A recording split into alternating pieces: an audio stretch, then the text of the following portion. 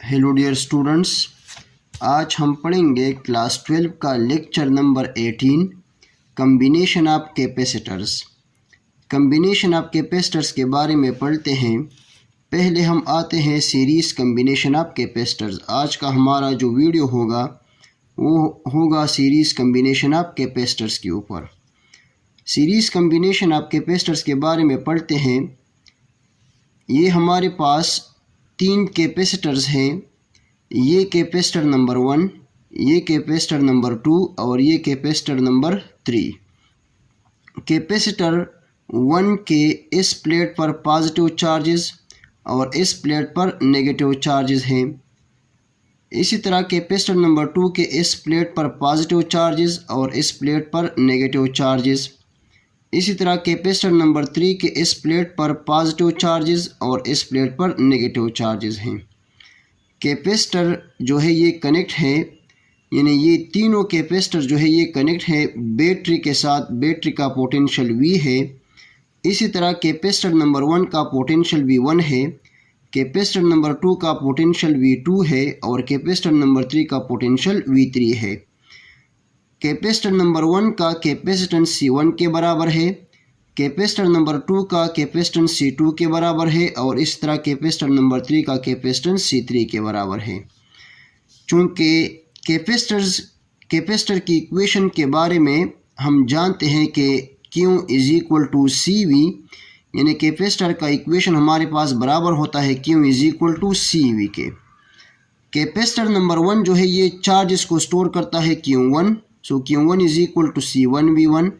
इसी तरह Q2 = C2V2 और इसी तरह Q3 = C3V3। हमारे पास Q इक्विवेलेंट बराबर होता है Q1 + Q2 + Q3 के। इसी तरह V इक्विवेलेंट बराबर होता है V1 + V2 + V3 के और C इक्विवेलेंट हमारे पास बराबर होता है C1 + C2 + C3 के। तो कैपेसिटर का इक्वेशन हम इक्विवेलेंट चार्जेस के लिए हम इस तरह लिखते हैं कि Q equivalent = C equivalent × V equivalent. इस इक्वेशन में अगर हम वैल्यूज़ को पुट कर दें तो Q इक्विवेलेंट हमारे पास बराबर होता है Q1 + Q2 + Q3 के और इसी तरह C equivalent C1 × V equivalent V1, यानी C1V1 + C2V2 + C3V3। चूँकि सीरीज़ कम्बिनेशन में हमारे पास पोटेंशियल जो है ये कैपेसिटर नंबर 1, 2 और 3 पर डिवाइड होती है, तो वोल्टेज यानी पोटेंशियल जो है ये कैपेसिटर नंबर 1, 2 और 3 पर एक जैसा नहीं होता। यानी पोटेंशियल जो है ये डिवाइड होता है कैपेसिटर्स पर, तो पोटेंशियल कैपेसिटर नंबर 1, 2 और 3 पर एक जैसे नहीं होते। यानी पोटेंशियल जो है ये सीरीज़ कम्बिनेशन में डिफरेंट होते हैं।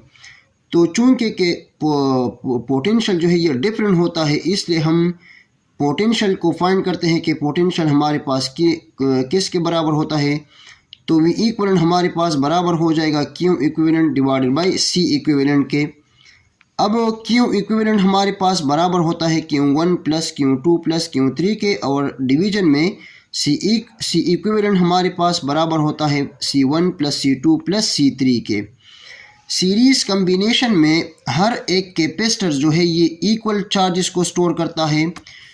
तो हमारे पास Q1 जो है ये बराबर होगा Q2 के और Q2 बराबर होगा Q3 के।